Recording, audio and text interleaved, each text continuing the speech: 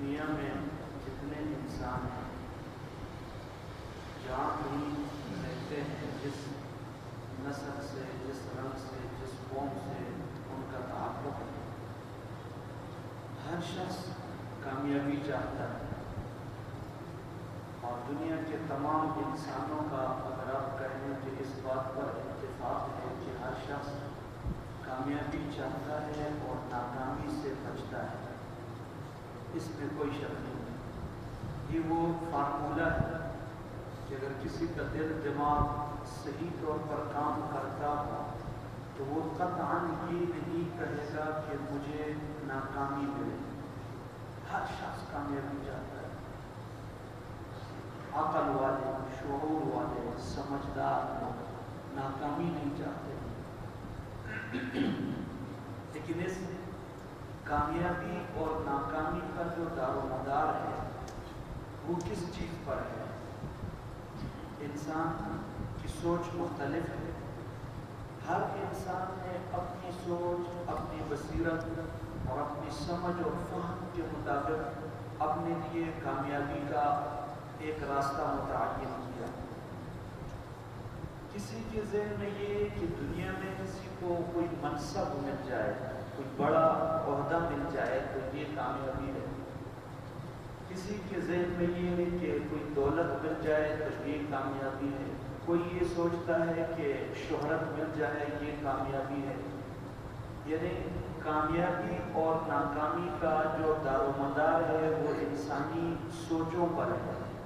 کچھ کیا سمجھتے ہیں اور کچھ کیا سمجھتے ہیں، لیکن انسان کی سوچ غلط ہو سکتی ہے، اللہ تبارک و تعالیٰ کی سوچ بالکل غلط نہیں ہو سکتی ہے۔ ہم اپنے ذہن کے مطابق یہ سمجھتے ہیں کہ کامیابی مال میں ہے۔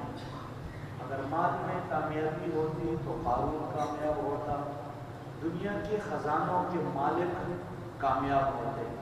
شداد ایک گزرا ہے کافر بادشاہ، وسائل والا، اختیارات والا، اس نے سنا کہ ایمان والے جنت کا تصور پیش کرتے ہیں، اس نے اپنے حساب سے ایک جنت بنائی، سننا جنت کی تعریف سنی۔ ملک الموت سے کسی نے پوچھا، یہ واقعہ تفاسیر میں جہاں نقل کیا ہے کہ ملک الموت سے کسی نے، اللہ نے سوال کیا۔ ملک الموت کون ہے؟ حضرت عزرائیل علیہ السلام۔ 4 بڑے مقرب فرشتے ہیں۔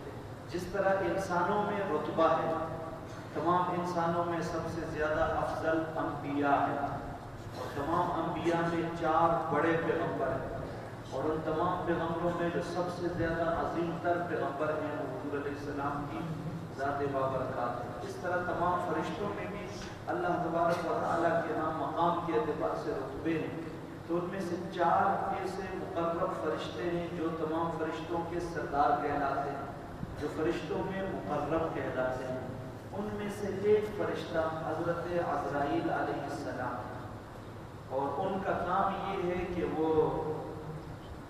انسانوں کی روحوں کو قبض کرتے ہیں۔ اللہ تبارک و تعالیٰ نے ملک الموت سے پوچھا کہ آپ کو نہ کسی انسان کی روح قبض کرتے وقت دکھ ہوا ہو، آپ کے دل میں ترس آیا ہو، رحم آیا ہو، اور آپ کو افسوس ہوا ہو، پریشانی ہوئی ہو کہ یہ میں کیا کر رہا ہوں؟ تو عزرائیل علیہ السلام نے جواب دیا، یا اللہ مجھے 2 مواقع پر دکھ ہوا اور افسوس ہوا، مجھے ترس آیا روح قبض کرنے میں۔ ایک تو اس طرح ہوا کہ ایک کشتی جا رہی تھی اور وہ ناموافق ہواؤں کی زد میں آئی، بھور میں پھنسی، اور ہواؤں نے اس کے رخ کو اوپر نیچے کیا تو کشتی الٹ گئی، ٹوٹ گئی، اور کشتی میں جتنے لوگ سوار تھے وہ سارے کوئی ڈوب گئے، کوئی مر گئے۔ ظاہر ہے کہ سمندر کے بالکل بیچ میں اس طرح ہو جائے تو فرماتے ہیں کہ اس وقت ایسا ہوا کہ ایک بچہ اور اس کی ماں وہ ایک تختے کے اوپر بچ گئے۔ اب وہ ایک تختے کے اوپر ہے اور دریا کی لہروں نے اس تختے کو نہ ایسے کنارے پر پہنچانے کی کوشش کی۔ اب ماں بارے میں اللہ تیرا حکم ہوا کہ یہ ماں اور بچہ دونوں جو ابھی بھور میں پھنسے تھے اور ابھی دونوں کی زندگی ابھی خطرے میں تھی، اللہ تیرا حکم یہ ہوا کہ ماں کی روح قبض کر لو. تو اس وقت جب میں نے ماں کی روح قبض کرنے کے لیے اللہ تیرے حکم کو پورا کیا تو مجھے دکھ ہوا. اس مشکل موڑ پر یہ بچہ جو اکیلے بچے گا یہ کیا کرے گا؟ اچھا اللہ نے فرمایا کہ دوسرا کب آپ کو دکھ ہو؟ تو عرض کرنے لگے اللہ شداد نے نا جنت بنائی، دنیا میں اس نے جنت کا تذکرہ سنا. ایمان والوں نے، انبیاء اور رسول نے بتایا کہ جنت ایسی جگہ ہے جہاں پر ہر قسم کی آرائش ہے، جہاں پر ہر قسم کی سہولت، جہاں پر نعمتیں ہی نعمتیں ہیں، جہاں پر خوشیاں خوشیاں ہیں، اور جہاں پر عزتیں عزتیں ہیں. رسوائی کا نام نہیں، خوشیاں ہے، غم کا نام نہیں، زندگی ہے، موت کا نام نہیں، صحت ہے، بیماری کا نام نہیں، محبت ہے، نفرت کا نام نہیں. حتیٰ کہ بعض اہل ایمان ایسے ہوتے ان کے دلوں میں ایک دوسرے کے لیے ذرا نفرت ہوتی ہے کسی بات پر. انسانوں کی مختلف طبیعت ہے. اللہ تبارک و تعالیٰ نے جنت کی نعمتوں میں سے فرمایا کہ ایک نعمت یہ ہے وَنَزَعْنَا مَا فِي صُدُورِهِم مِّن غِلٍّ إِخْوَانًا عَلَىٰ سُرُرٍ مُتَقَابِلِينَ. دنیا میں دو نمازی ہیں اللہ کو راضی کرنے والے، لیکن وہی سبب تقاضے طبع بشری ایک مسجد میں آ کے نماز پڑھتے ہیں لیکن ایک دوسرے کے لیے دل میں کوئی نہ کوئی بات ہے. تو اللہ نے فرمایا کہ جب جنت میں جائیں گے تو جنت کے انعامات میں سے ایک انعام یہ ہے وَنَزَعْنَا مَا فِي صُدُورِهِم مِّن غِلٍّ کہ ان کے دلوں میں اگر کوئی کینہ ہے تو ایک دوسرے کے لیے ان کے دل کیا ہو جائیں گے؟ صاف ہو جائیں گے. یہ بھی اللہ تعالیٰ کی نعمتوں میں سے ایک عظیم نعمت ہے. اب جنت میں یہ ساری خوشیاں ہیں. شداد نے سنا ایسی، اس نے کہا کہ اس طرح جنت تو میں بھی بنا سکتا ہوں. اب اس نے اپنے حساب سے دنیا میں جنت بنانے کی کوشش کی.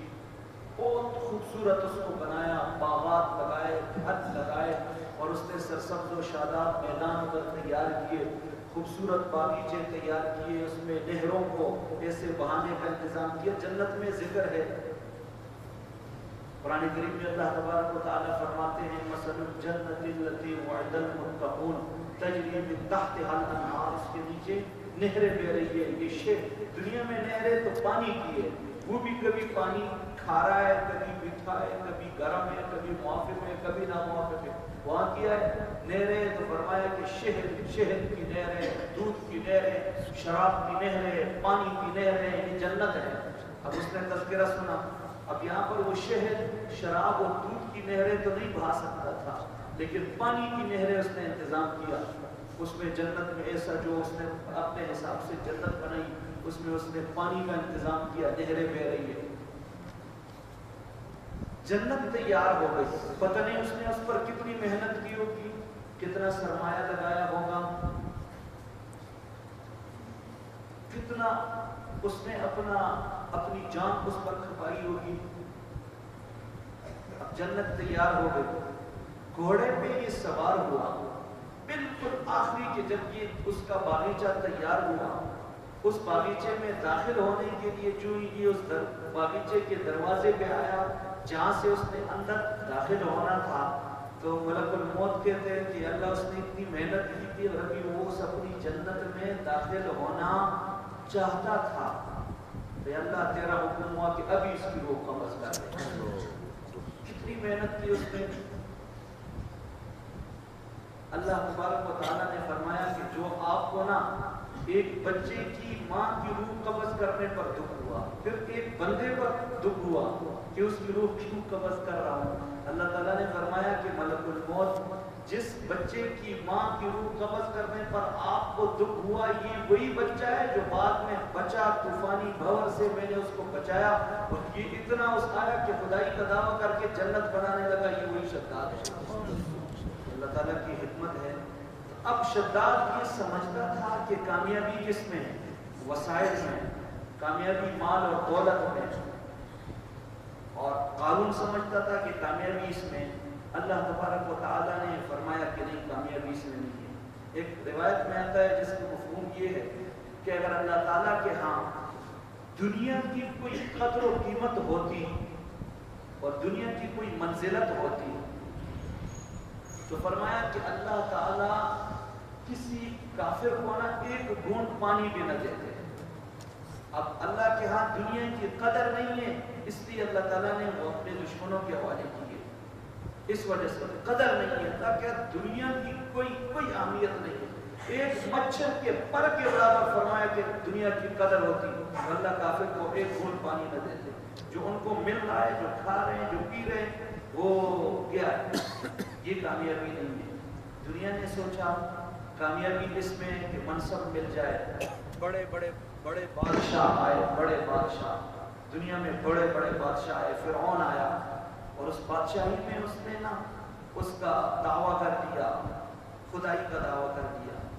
اب اس نے اپنے ذہن سے یہ سوچا کہ کامیاب وہ ہے جو بادشاہ بنے، اور اس بادشاہی کا اپنا ایک غرور ہوتا ہے.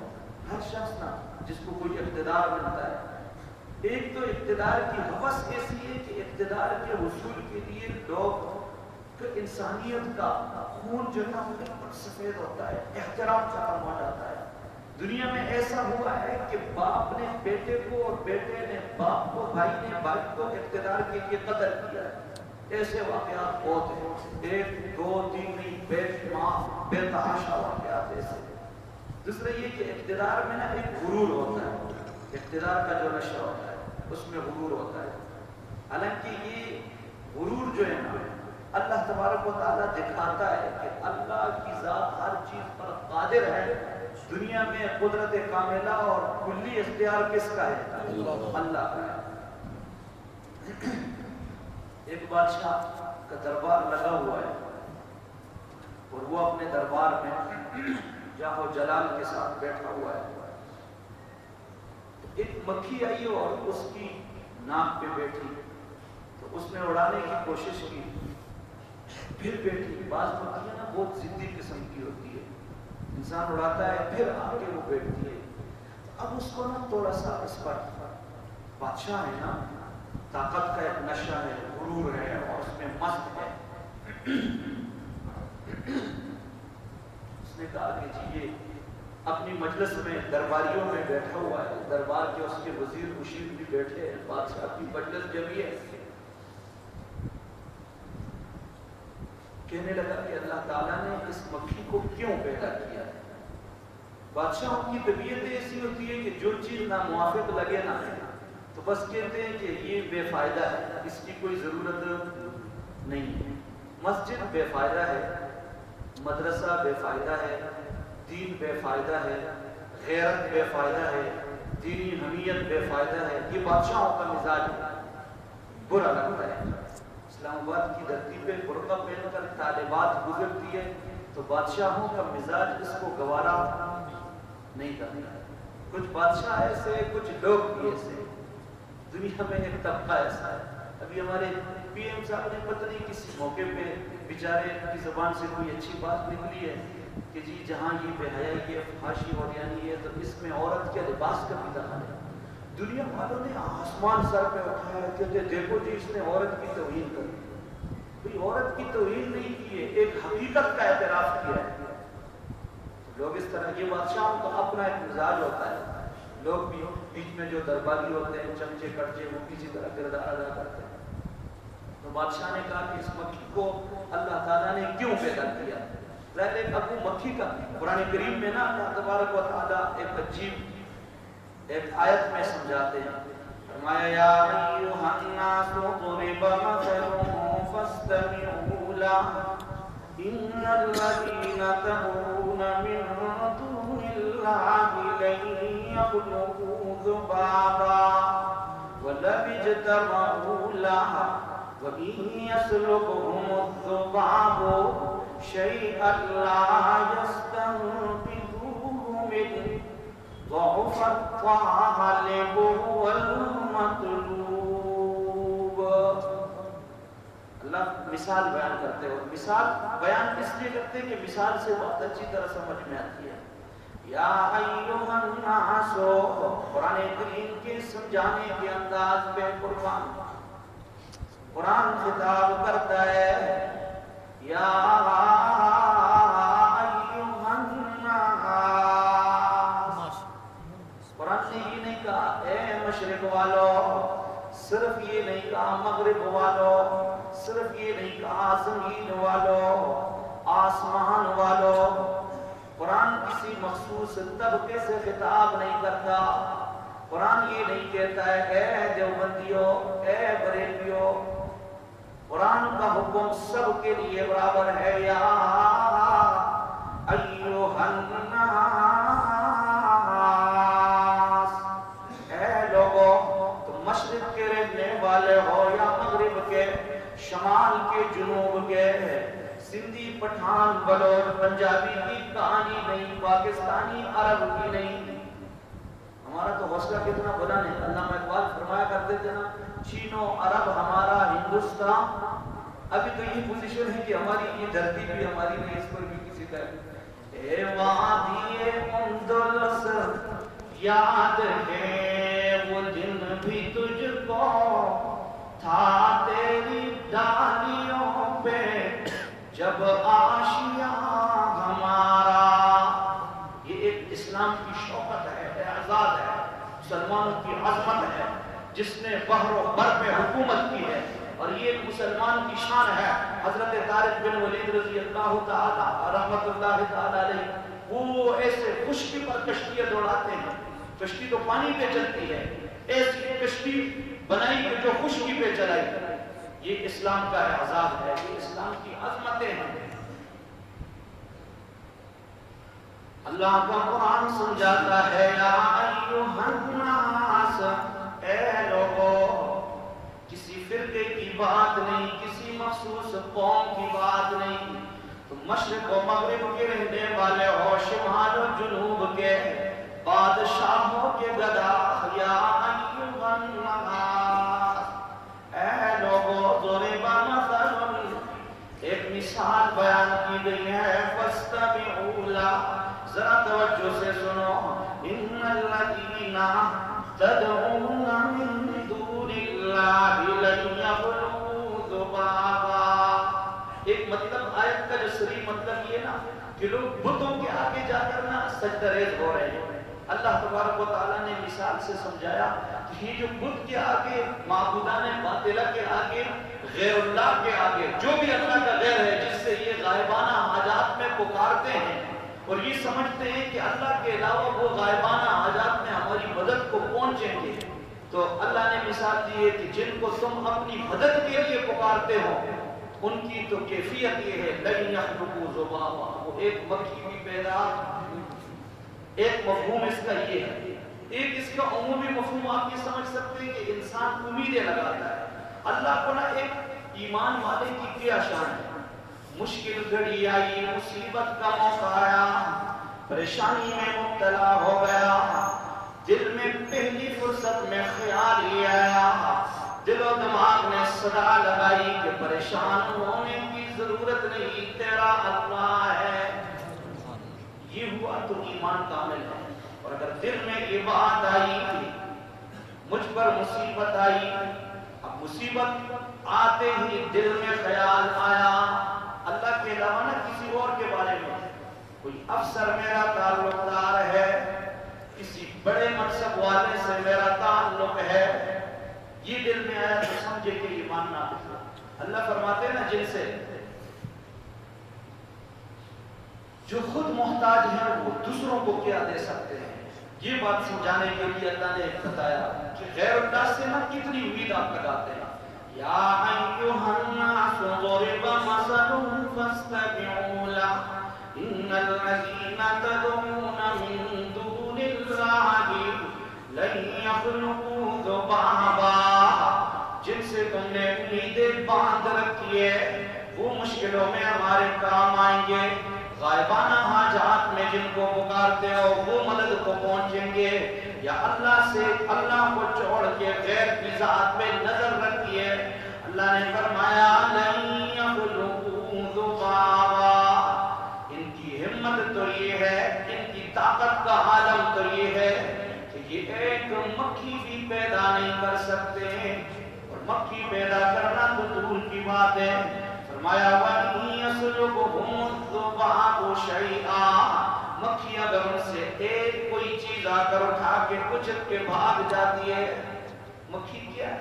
کوئی چیز اٹھا کے اگر بھاگ جائے. اللہ فرماتے ہیں وَإِن يَسْلُبْهُمُ الذُّبَابُ شَيْئًا لَا يَسْتَنقِذُوهُ مِنْهُ، یہ اس سے چھڑا نہیں سکتے، مکھی کا مقابلہ نہیں کر سکتے. بادشاہ کے نام مکھی بیٹی ہے تو بادشاہ آگے سے کیا کہتا ہے؟ یہ کیوں یہ مکھی، اللہ نے اس مکھی کو کیوں پیدا کیا؟ اب اپنی بے بسی، خود اتنا بے بس ہے کہ ایک مکھی کو اپنے جسم سے ہٹا نہیں سکتا، اور بات اتنی بڑی کرتا ہے کہ اللہ اپنا عیب چھپانے کے لیے کیا کہہ رہا ہے کہ اللہ نے مکھی کو کیوں پیدا کیا.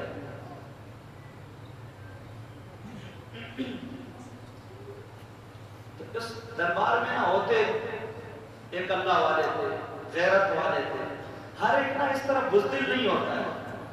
یہاں ایک اصطلاح آپ نے سنی ہوگی نا کہ شاہ سے زیادہ شاہ کے وفادار. بڑے نے کہہ دیا کہ دن ہے تو کہا کہ دن، اور رات ہے تو رات. حقیقت کیا ہے اس کو نہیں دیکھا. ایسا نہیں. کچھ ایسے بھی ہوتے ہیں بیچ میں جو حق اور صداقت کا بالکل ایک کردار ادا کرتے ہیں. تو بادشاہ نے جب یہ بات کہی کہ اللہ تعالیٰ نے مکھی کو کیوں پیدا کیا، تو ایک مجلس میں کوئی تھا غیرت مند غیور اللہ والا اور اللہ کی ذات پہ نظر رکھنے والا، کہنے لگا بادشاہ سلامت، جان کی امان ہو. کیونکہ تھوڑی تھوڑی بات پہ غصے میں آ کرنا، یہ اپنے اقتدار کو بچانے کے لیے کوئی بھی صاحب اقتدار ہو، کسی کی بات نہیں، کوئی بھی ہو، وہ کسی بھی حد تک جا سکتے ہیں. اقتدار کو بچانے کے لیے نا یزید نے حضرت امام حسین رضی اللہ تعالیٰ عنہ، جو حضور جس کی رگوں میں حضور علیہ السلام کا مقدس خون گردش کر رہا ہے، جو حضور کی اولاد ہے، اقتدار کی ہوس میں پیغمبر کی مال اولاد پہ تلوار اٹھائے. یہ اقتدار اندھا ہوتا ہے، اس کی آنکھیں نہیں ہوتی ہے. بادشاہ سلامت، جان کی امان ہو. تو میں بتاتا ہوں کہ اللہ نے مکھی کیوں پیدا کیے. اللہ تعالیٰ نے دنیا میں کوئی کام ایسا نہیں جو بے فائدہ ہو. اللہ کے ہر کام میں کوئی نہ کوئی حکمت تو ہوتی ہے. کہ الگ بات ہے جو بادشاہوں کی سمجھ میں نہیں آتی. ان کا اتنا موٹا دماغ ہے. اللہ والا کہتا ہے کہ مکھی کو پیدا کرنے کی ساری حکمتیں تو میں نہیں بتا سکتا کہ کون کون سی حکمتیں ہیں. مکھی کو پیدا کرنے میں اللہ نے کیا راز رکھا ہے، انسانیت کو اس میں کیا فائدہ ہے. لیکن کہتے ہیں کہ مجھے آج ایک چیز سمجھ میں آئی، اور وہ یہ ایک راز بتا دیتا ہوں، ایک حکمت اللہ والے نے. کیا حکمت ہے؟ کہا کہ وہ حکمت یہ ہے کہ آپ جیسے ظالم، جابر، متکبر، مغرور بادشاہوں کے غرور کو خاک میں ملانے کے لیے اللہ نے مکھی پیدا کی ہے، جو مکھی کو اپنے جسم سے اڑا نہیں سکتی. اب کسی نے نا بات کس یہ چل رہی تھی، کوئی کیا سمجھتا ہے کامیابی بادشاہت میں، کسی نے سمجھا کامیابی مال میں ہے. نہیں، قارون کے خزانوں میں کامیابی نہیں، فرعون کی بادشاہت میں، شداد کی اس سلطنت میں کوئی کامیابی نہیں ہے. ساری دنیا کا اگر کوئی حکمران ہے اور ایمان کے بغیر مرا ہے تو کیا ہے؟ قرآن کریم بتاتا ہے دنیا والوں تم نے اپنا معیار بنا رکھا ہے. کیا سمجھتے ہو عزت میں کامیابی ہے؟ تم کیا سمجھتے ہو مال و دولت میں کامیابی ہے؟ تم کیا سمجھتے ہو بادشاہت میں کامیابی ہے؟ رب العالمین کا قرآن پکارتا ہے. آؤ میں بتاتا ہوں، قرآن اللہ کی کتاب، قرآن کی آیتیں بتاتی ہے. رب العالمین خود کامیابی کا معیار بتاتے ہیں. فرمایا قد افلح المؤمنون.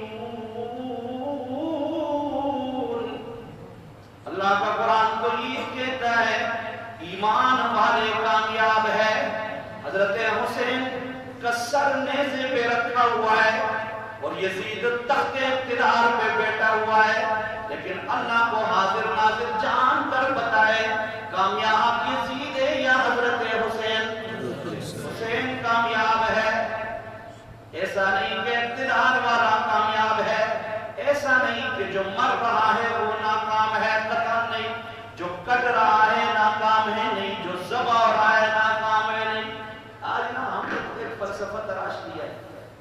میں بیٹھتے ہیں جو بیچارہ اپنے آپ کو بہت زیادہ مہذب سمجھتا ہے اور بہت زیادہ سمجھدار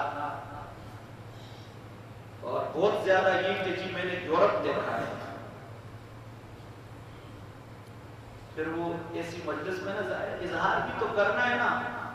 میں اگر یہ نہ کہوں کہ یورپ والے اچھے ہیں تو لوگوں کو کیسے پتہ چلے گا کہ حضرت صاحب یورپ سے ہو کر آئے؟ یہ بتانے کے لیے جی شروع ہو جائے نا کہ جی وہ یورپ میں ہم نے جا کر یہ دیکھا ہے، برطانیہ میں یہ دیکھا ہے تو تم بھی کرو نا۔ وہ کیوں کامیاب ہے؟ اللہ کا قرآن تو یہ کہتا ہے، یہ کافروں کی مثالیں دے کر کہتا ہے کامیاب ہے۔ رب تعالیٰ کا قرآن تو یہ کہتا ہے قد افلح المؤمنون۔ مسلمان کامیاب ہے یا کافر؟ مسلمان کا اللہ کے نزدیک کون سا کام؟ یہ معیار نہیں ہے کہ کسی کے پاس دولت زیادہ ہے آپ سمجھے کہ کامیاب ہے، عزت زیادہ ہے کامیاب ہے، شہرت زیادہ ہے، منصب زیادہ ہے، یہ کامیابی کا دار و مدار نہیں ہے۔ جب تلیں گے عمل سب کے میزان میں جب عمل تلیں گے نا پھر پتہ چل جائے گا کہ کھرا کھوٹا کون ہے۔ یہاں تو یہ پتہ نہیں چلے گا، کامیابی کا اعلان ادھر ہوگا، لیکن اللہ نے پہلے سے بتا دیا قد افلح المؤمنون۔ ایمان والے کامیاب ہے۔ اس کامیابی کا اعلان کون کر رہا ہے؟ آج میرے دل و دماغ پر، میرے کالم نگار کے دل و دماغ پر، تجزیہ نگار کے دل و دماغ میں ایک خیال رچ بسا ہے۔ میں اس کو حقیقت نہیں کہتا، یہ افسانہ ہے، یہ خیال ہے۔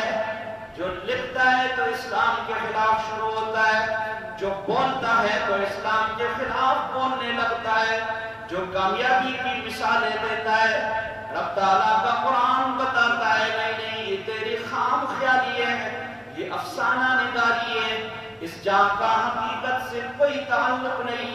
قد افلح المؤمنون۔ صحابہ کامیاب ہے، اہل بیت کامیاب ہے، کٹ گئے پھر بھی کامیاب ہے، شہید ہو گئے پھر بھی کامیاب ہے، اپنی جان لٹا دی پھر بھی کامیاب ہے۔ سب کچھ کرنے کے بعد رب تعالیٰ کو کامیابی کا سرٹیفکیٹ دے کر کہتا ہے اولئک هم الفائزون۔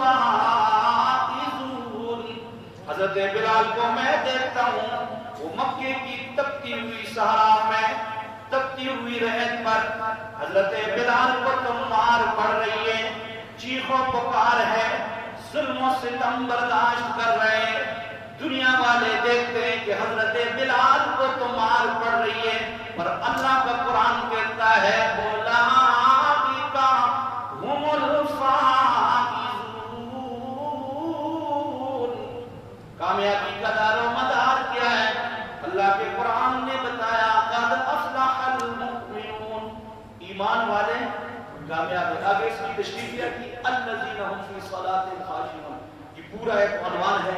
اللہ تبارک و تعالیٰ اس کامیابی کا نا جو معیار ہے ایک انسان کو معلوم ہی نہیں ہے، جانا چاہتا ہے وہ مکے میں اور چل پڑا ہے وہ بیٹا ہے امریکہ کے جہاز کا، پہنچ جائے گا مکے میں؟ کبھی بھی نہیں پہنچے گا۔ اب وہ بیچارے کو پتہ نہیں ہے، وہ یہ سوچتا ہے کہ امریکہ میں جانے والا جہاز کی مکہ مدینے میں پہنچ جائے گا، ایسا نہیں۔ جس نے کامیابی کا معیار ہی نہیں سمجھا تو وہ غلط رخ پر محنت کر رہا ہے۔ ایمان پر محنت کرے تو ایمان والے کیا ہے؟ کامیاب ہے۔ اور یہ بات دل سے سمجھنی چاہیے، جو دل سے مانتا ہے کہ ایمان والے کامیاب ہے تو وہ ایماندار بننے کی کوشش کرے گا۔ جس کے دل میں یہ کسی نے ایک سبق پڑھا کے بٹھایا ہے کہ عزت میں، دولت میں اور سلطنت میں، بادشاہی، عہدہ اور منصب میں، ان چیزوں میں کامیابی ہے تو وہ اس رخ پہ کام کرے گا۔ کامیابی کا حقیقی معیار کیا ہے؟ اللہ کا قرآن کیا کہتا ہے کہ ایمان کامیابی کا معیار ہے۔ بلال مارے کھا کر بھی کامیاب ہے، اور ابو جہل، ابو لہب وہ سلطنت اور بادشاہت کی لگام اپنے ہاتھ میں رکھ کر زمام اقتدار پر قابض ہو کر بھی کیا ہے؟ ناکام ہے۔ یزید ناکام ہے اور حسین کامیاب ہے، صحابہ کامیاب ہے اور ان کے مقابلے کے کافر ناکام ہے۔